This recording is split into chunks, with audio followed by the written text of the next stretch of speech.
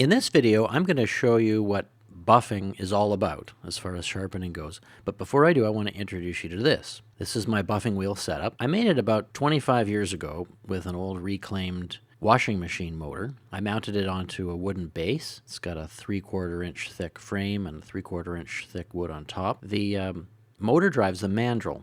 It's got ball bearings at both ends. And the heart of the system is what you see here. This is a hard felt buffing wheel. It feels just as hard as wood, but it has a little more give to it, and it's really essential for what I'm going to show you.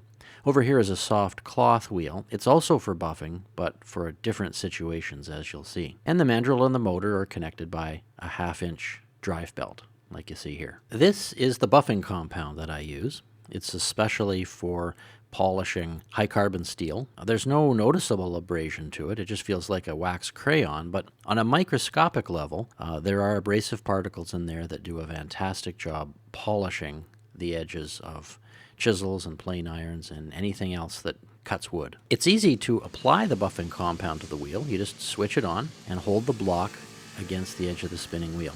Notice how it takes on a kind of a greenish hue as the edge of the wheel is saturated with the compound. So this is what the first part of buffing looks like. I'm polishing the bevel on this chisel. Notice that the point of the chisel is pointing in the same direction as the rotation of the wheel, and I'm just moving it back and forth to get a nice even polish. This is the second part of the buffing sharpening process, and that's polishing the flat back of the chisel.